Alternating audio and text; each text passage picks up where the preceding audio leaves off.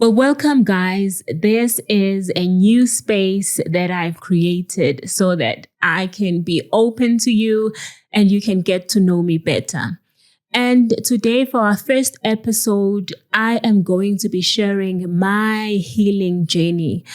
What has led me to be where I am? What do I mean by healing?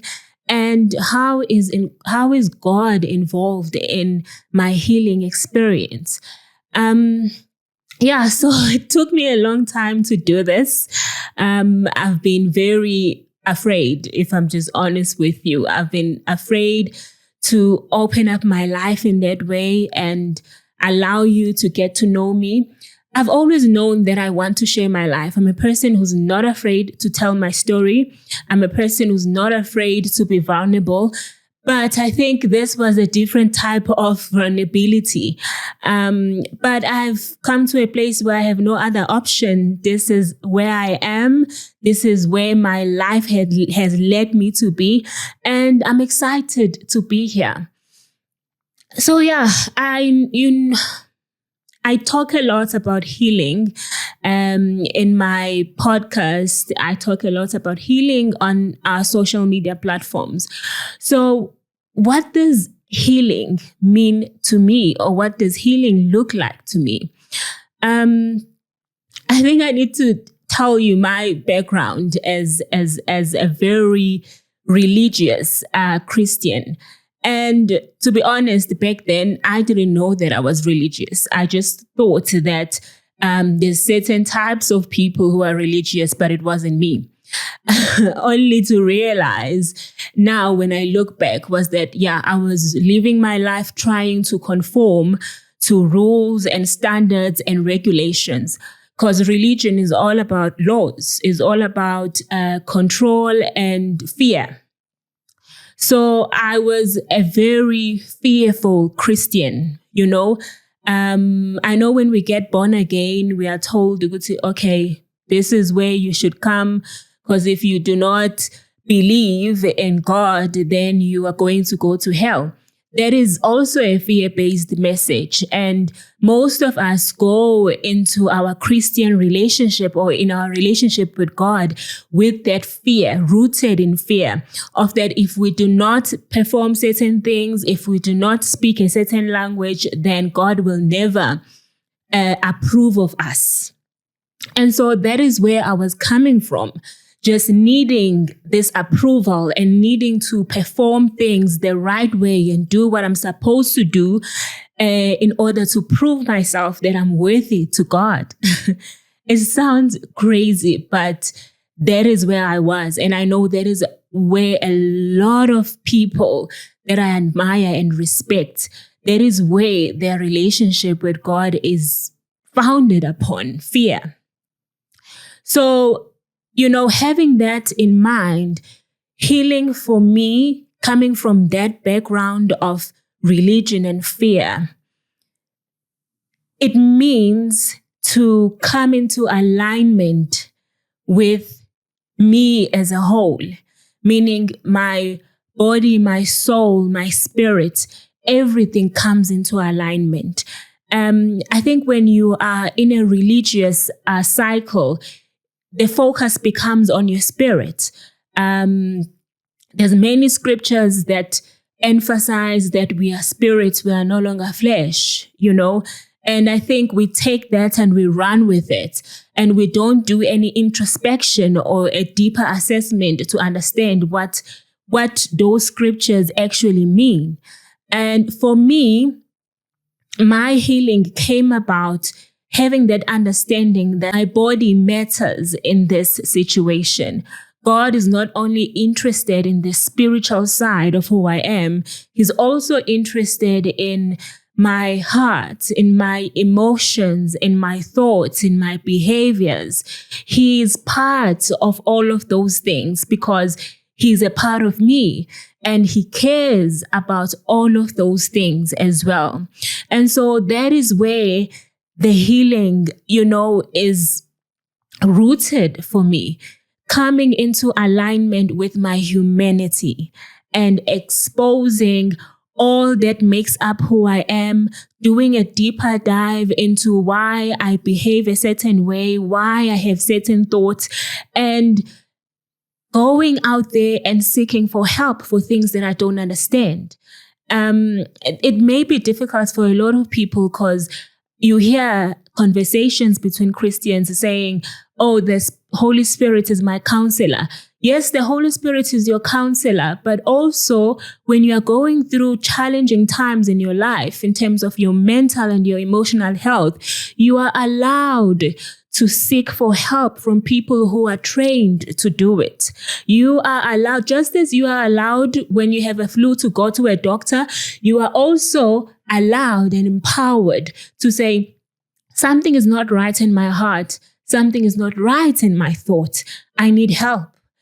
God has created those platforms and those professionals for our healing. And me knowing and understanding that was the foundation of my healing. And so, yeah, that is where I come from with this healing. That is my intention. That is what it means to me as a person. And so the next question would be, when did my healing journey start?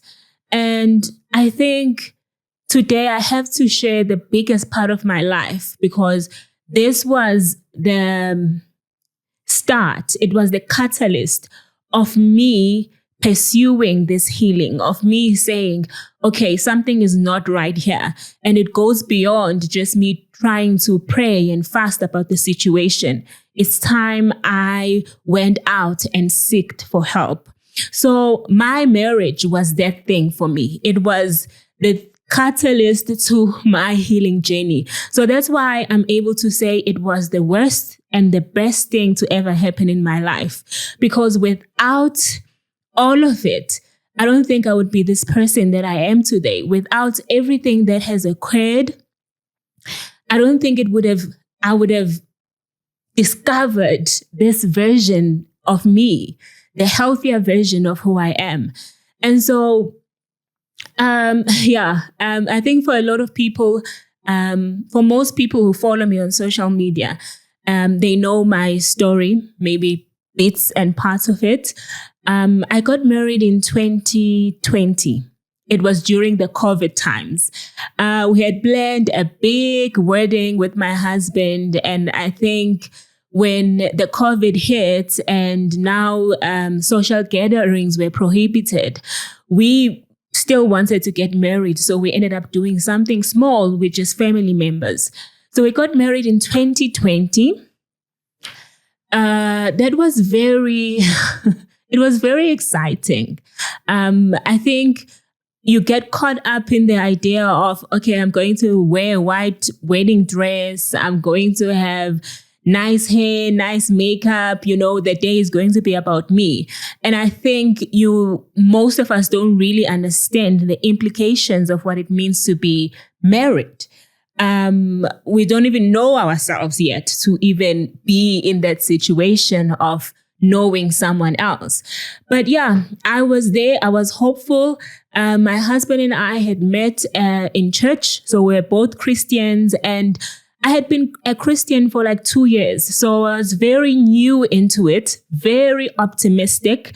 I had this view that if you're a Christian, then you are like me, Then you are religious, you are making sure that you're not doing all those funny, crazy stuff. You are trying to better yourself as much as possible. So I had that, understanding in my head. So when my husband and I met at church, I was like, okay, this is it. This is what I've been praying for. And he quoted scriptures like no one's business. If I'm honest with you guys, that was a huge part of me being attracted to him. I was fascinated with anything that had to do with church and the Bible. So when he would talk to me and he would quote these scriptures and he knew them, he didn't need to read them, I was very intrigued and fascinated. And he was someone who was very sure of himself. He could he could talk to anyone. He had the confidence that I really desired. And, he was an overall good person. You see him, you see this good person, and he gave me the attention that I needed. He really showed me that he wanted this relationship. And so for me, it was all things go, And so we met 2018, and then he proposed 2019, and then we got married 2020. And I know a lot of people are going to be like, it was too soon and all of that when you hear the rest of the story. I really don't believe in that in terms of, you need to wait a certain amount of years in order to get to know a person. A person is a person, and different events in life are going to reveal different parts of who we are. And so that's how we did it. And, and yeah, when we got married, we had planned to move in together, and yeah, life was going pretty well. Until we started living together. That's when a lot of things changed. That's when we discovered different sides to who we are. And so it was discovery of the things that we may have carried into the marriage with us. And so it was a very hard marriage for me emotionally. And I think it's hard to express this because a lot of people feel like, if your partner is providing and doing these things, then you shouldn't concern yourself with the other side.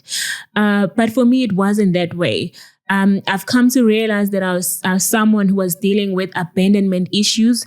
That was the baggage that I carried into my marriage. And so I came in with the expectation of this person is going to be everything that I need. This person is going to take away this loneliness that I felt as a child. This person is going to be my all and everything, which is not healthy. It's not healthy in any way. And so we started living together, and then my husband had his own struggles, which at the time I thought it was, just alcohol, maybe someone who didn't know how to handle his limits when it came to alcohol. My God, it was so hard dealing with insecurities, feeling like I'm not good enough, feeling like there's other women who are better than me, because whenever my husband would drink, then he wouldn't return home. I would probably see him the next day. And I think the first time it happened, I was shocked. And the first thing that you do as a woman, you look at yourself. You start to judge yourself the way you look. And then you go into this psychotic situation where you now want to look at the person's phone. Now you are digging for information because you want to find out, what is happening in this situation? This person is supposed to be home. Why is he not coming home? So I got into that place of digging and wanting to find out what's happening, because I knew that something wasn't right. Obviously, something wasn't right, but I wasn't going to get out of the situation. This was a person who I have taken and put on a pedestal to say, he is my savior here on earth. He is the one who, God has gifted me with to become my family, to take away all of my past pain and my past trauma. And so leaving the situation was not an option. I would pretend to live, but I was not really ready to actually separate from the union. And so it led me to a very dark place where now I'm questioning, now I'm not trusting what he has to say. Now I'm doubting everything that he says. I'm doubting even if he loves me. That's the core of it all. Now I'm doubting if he cares for me. I'm questioning if I'm good enough. and you go into your partner's phone to dig and find proof to say, I'm not good enough. Why is this person doing this? If I am good enough, then something is not right. Then you start comparing yourself with the things that you see there. And that was a dark place for me, where I went to try and, deal with what I was feeling emotionally. And also being a religious Christian, you are told, you need to keep praying, you need to keep fasting, you need to keep trusting. God is going to change the situation. God is going to change the person, which I now know is not really the best way to go about it. If a person is going to change, they will change either way. They will change with you. They will change in a separation. They will change even after a divorce. You have no control of when and how it happens. But I didn't know that at the time. So I was like, I am sent here to change this person. I am the angel who has been chosen to guide this person into the light. Which is a huge burden to carry as a human being who I have my own struggles as well. And so, years went on dealing with that situation. It wasn't changing. It wasn't improving. Actually, it was getting worse.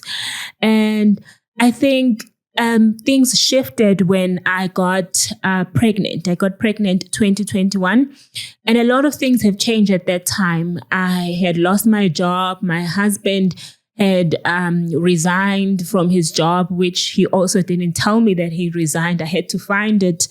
I found that out in my own ways when I was digging for the information.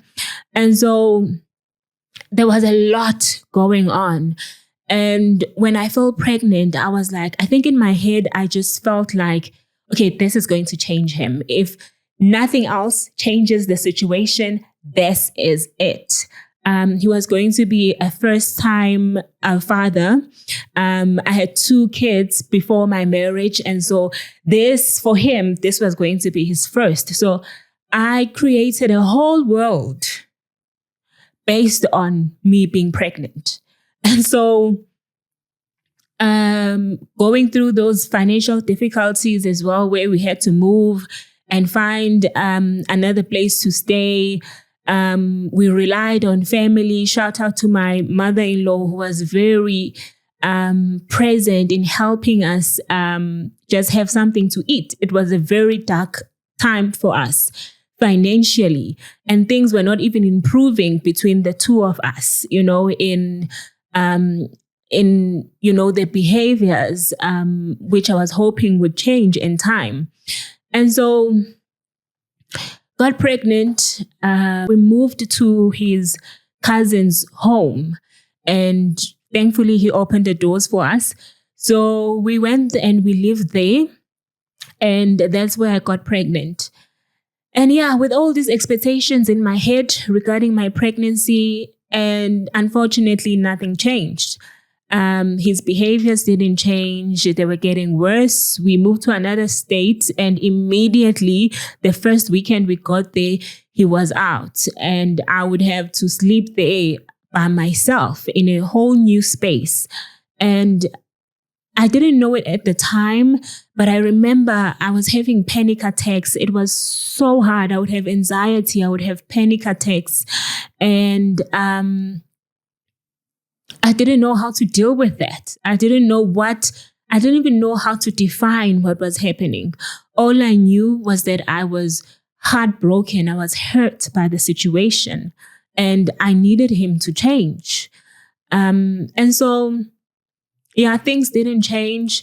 And I think that's when the darkest version of myself erupted, because that is when I started to use aggression to express my emotions.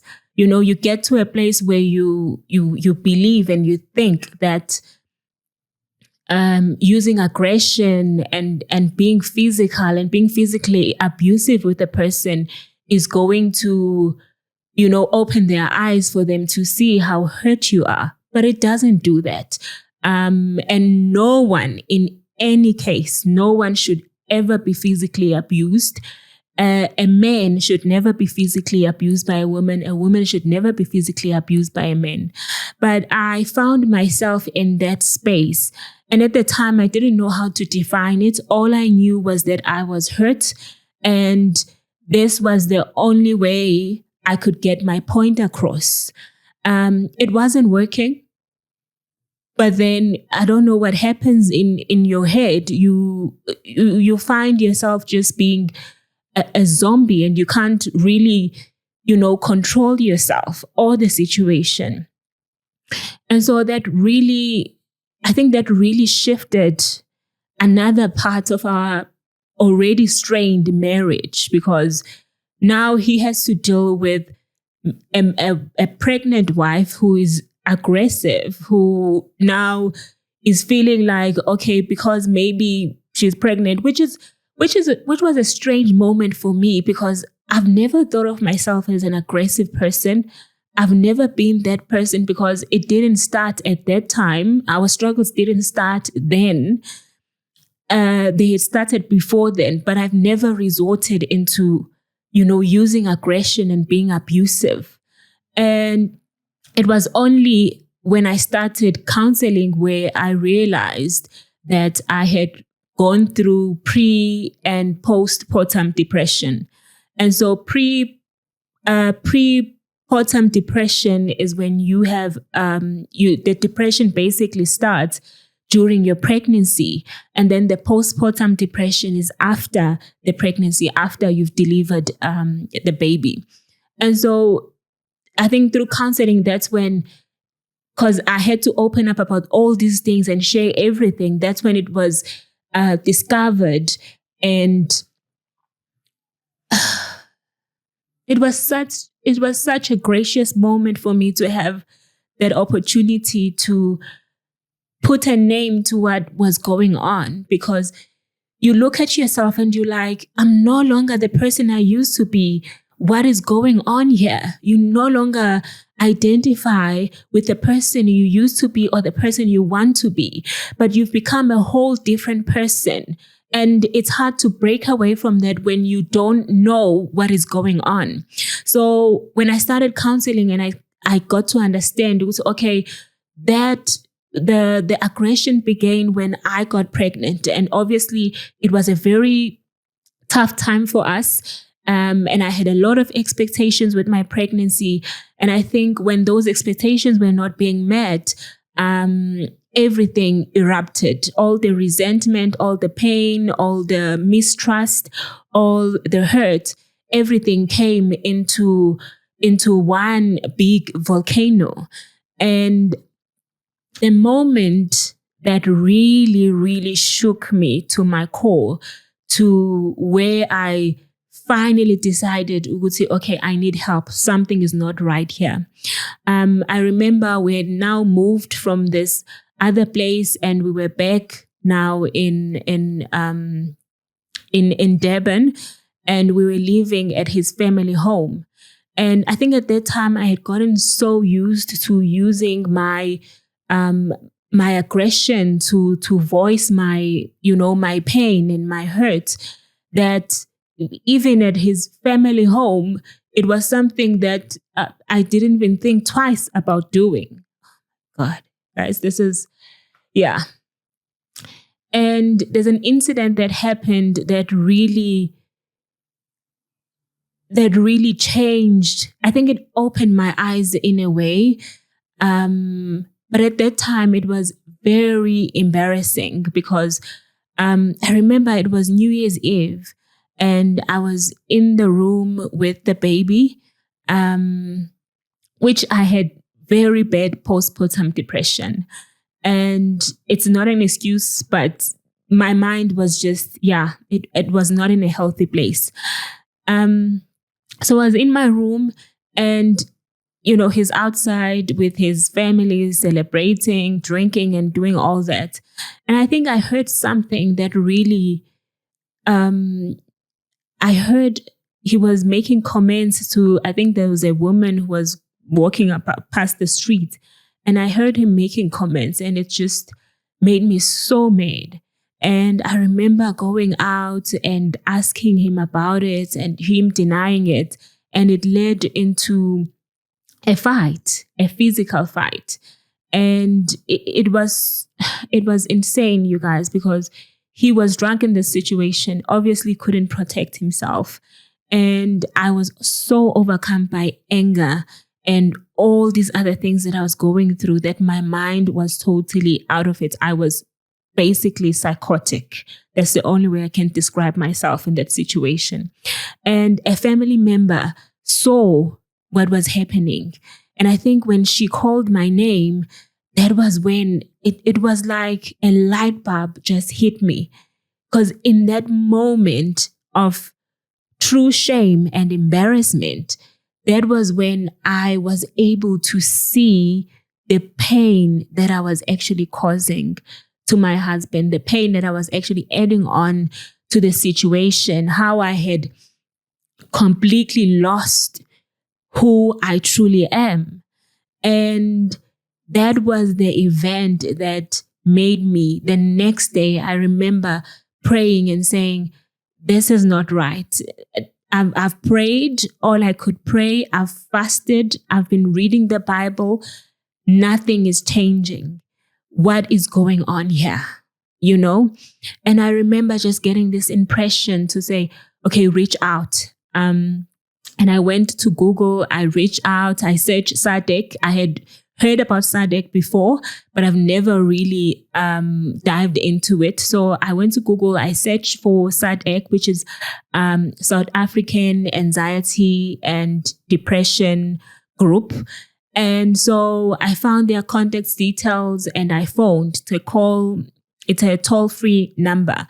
And I phoned and I just laid it all out there. I was like, I am horrified. I have become a total monster. I'm a person who I do not want to be. And I talked to this lady and I just laid everything out. And I'm so grateful for that organization. I'm so grateful because when they answered my call, they were interested in what was going on in my life. And I was able to just open up and tell them about everything. And that was when I was referred to a church that was doing counseling. Shout out to Grace Bible Church in KZN. Oh my God, you guys changed my life. That when I was referred to them, I didn't have money to go to the actual church. So I was only able to do online counseling sessions, and I didn't even have money to donate because they don't want you to pay, but they say, okay, you can donate to help the counseling team. So I didn't have any money to donate, but they still helped me. And I started my counseling session. I told my story. I opened up, and I think it was Monica. I'm not sure if I remember the word correctly, but I think my first counselor was Monica. And I shared everything, what was happening, how I had, physically assaulted my husband. And obviously they were concerned. Obviously they wanted to make sure that no one was in harm's way. And so they took it upon themselves to help me, to guide me. And for the first time through that counseling, I learned that I didn't have to react, but I can respond. I remember the counselor telling me that you have the ability to not react to a situation. Because I think my mind had got into a place of saying, okay, I'm reacting to what this person is doing. So then it justifies it. It makes it okay because this person has done this. So I am allowed to react. But in that conversation, I was guided into knowing that you don't have to react. You can respond. And responding takes time. It takes you understanding how what is the best way forward. And sometimes you don't need to respond. Sometimes your response can be, I need time. Sometimes your response can be separating yourself from the situations or walking out of the room. And I learned those techniques which I had never known before. All I knew was to fight or flight. And for me, fight was the only thing that I could do in that situation. And I think that's when I started a different, that's when things changed in my experience in my marriage, because I had been so shameful. You know, you do something and you're like, okay, people don't know that this is what I'm doing. But the shame always knows, and the shame will always catch you in your tracks, and it will keep you in bondage and bound to that behavior that you are ashamed of. It's crazy because you think that shame is going to take you out of the situation, but it doesn't. And so I had lived my life in so much shame of what I had been doing. And it was no longer about what my husband was doing. It was now about me, what I had done in the situation, who I had become. And so I remember just like the shame being removed from me and seeing myself and seeing my potential and seeing that I can change. I am empowered to change. And this is not me. This is not who I want to be. And I can, do things differently. And that's when everything changed in my life. And I pursued this counseling because I discovered that the issues that I had were not even about my husband, were issues that I had long before I met him. My abandonment issues, everything that had happened in my life, me having kids and feeling like I wasn't good enough, which is a story for another day. I will share that part of my life also. And the mistakes that I had made as a mother. And all of that had shaped who I am and how I viewed myself and my life. And so I had to dig deep into all of that in order to uncover who I truly am. And there was a question that really stuck with me as I journeyed on this counseling route. I remember there was a journal that I was sent to fill in and just questions to think about. And there was a question that was written there, which was, what would a healthy version of yourself look like? I remember reading that question for the first time and being like, a healthy version of myself? Are they saying that there's another version of myself? It was so confusing to me because I couldn't understand that there's a version of myself other than what I've been, And I remember just closing my journal and being like, this is just too hard. I don't understand what they mean. But in that moment, I also remember the scripture that I had read. Oh my God, you guys, please don't kill me. I can't remember the actual verse, but I remember that it was on Matthew.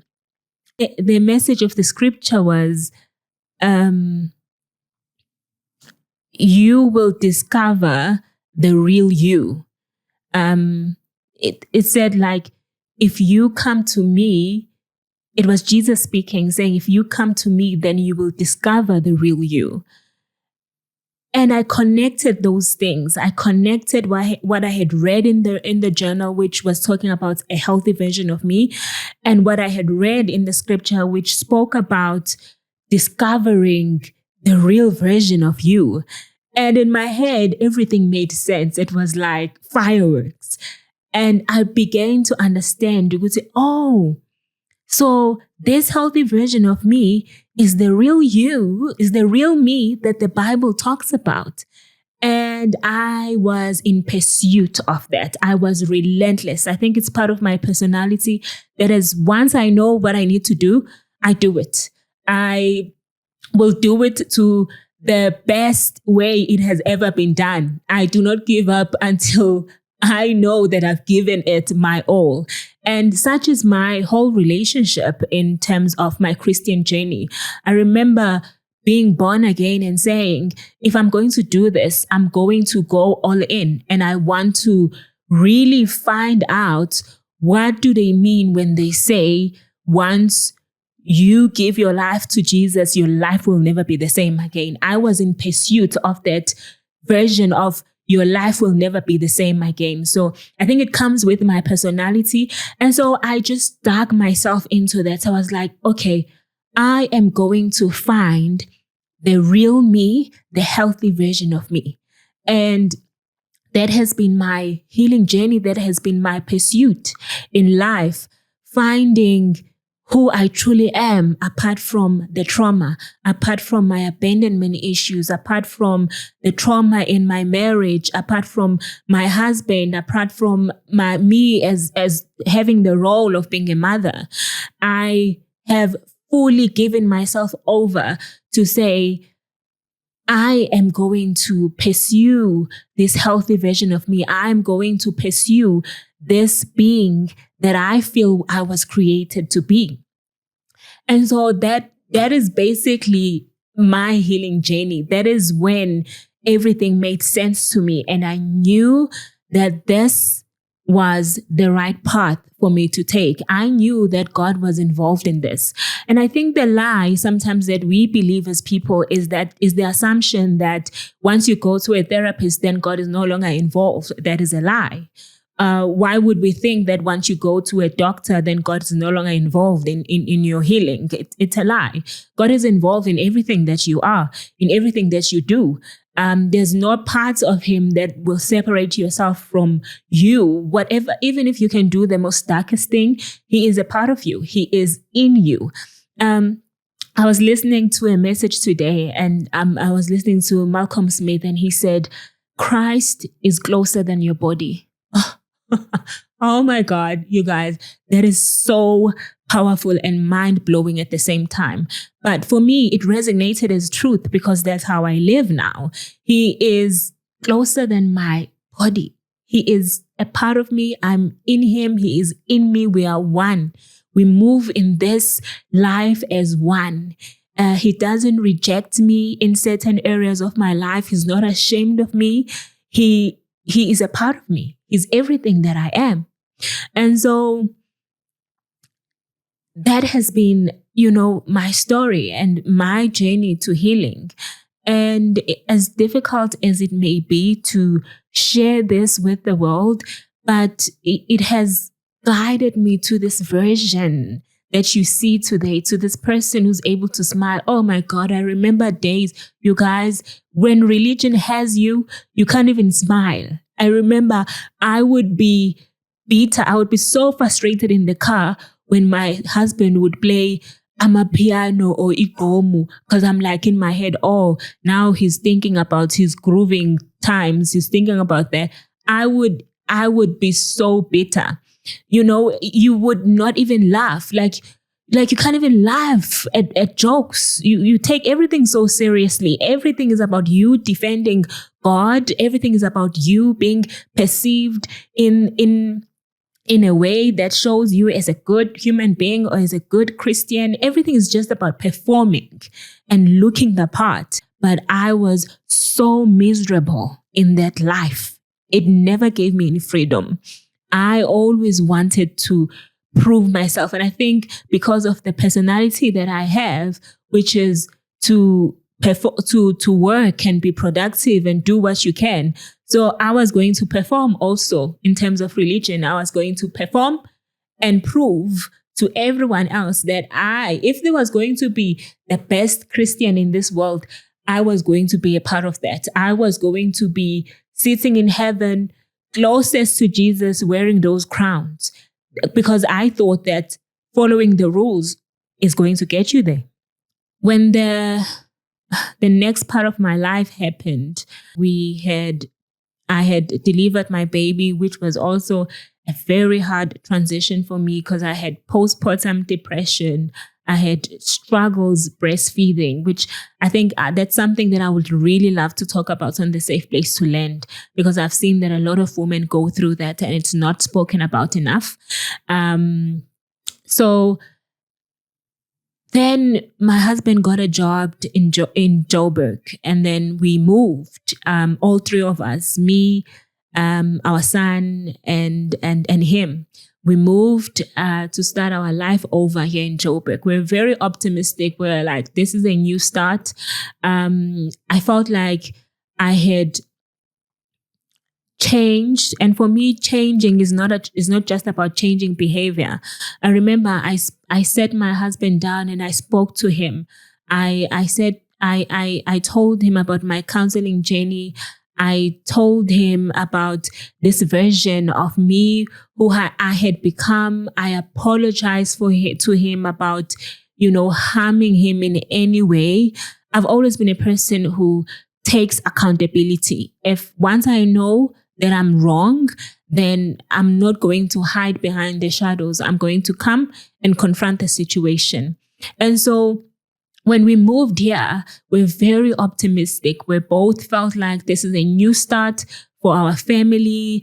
We had gone through a hard time financially, so things were now looking up, things were going to change.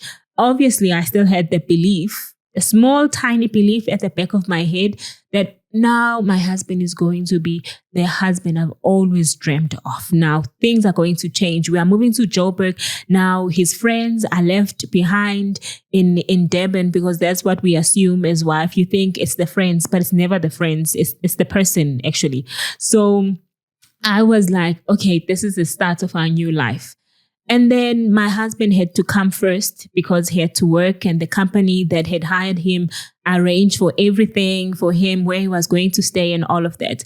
So he came first for the first month of his work. And then the end of the month, we were going to join him with my son. And I remember arriving, first day one from the airport, I arrived with our son, and he took me to the apartment where we're staying and left us there. He had other plans that he was going. So day one of me arriving in Joburg crushed all of my dreams and all of the expectations that I had, that this was now a changed marriage. This was now a different situation. I had to quickly realize, nothing has changed on my husband's side. I may have changed. I have moved away from who I used to be, but he hasn't.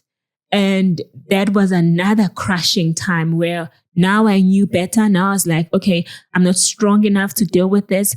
I'm going to go back to counseling. I'm going to go to people who can guide me on how to deal with the situation now. Because first I was dealing with myself, and now here's the thing that has led me to a very dark place. It's still not changing. How do I move forward with this situation as is? Because walking away from my marriage wasn't an option.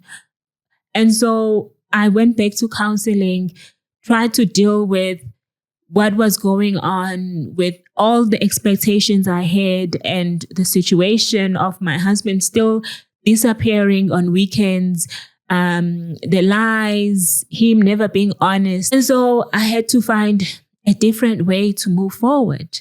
And I'm grateful that now I knew better. I knew that I didn't have to fall back into who I was in order to try and change the situation. But I had people who were on my side who can help me and guide me mentally and emotionally on how to handle what was happening.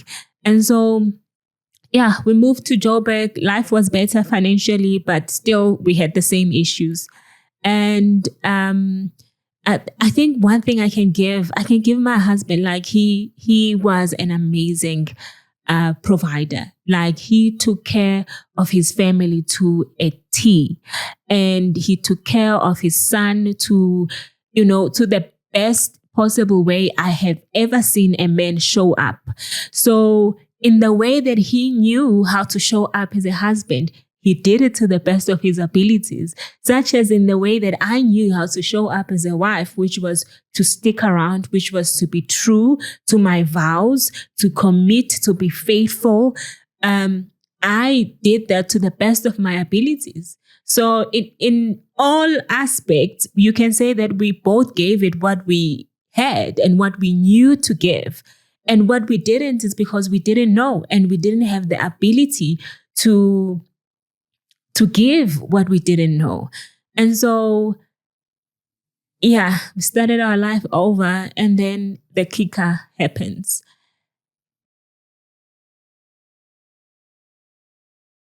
Thank you guys for your time. And I love doing what I do. I love making these videos. I love spending time with you and sharing my experiences and bringing people who can guide us and teach us how to move forward. So what I need you to do is to subscribe. It is free. And the more we grow, the more I can be able to continue to do these videos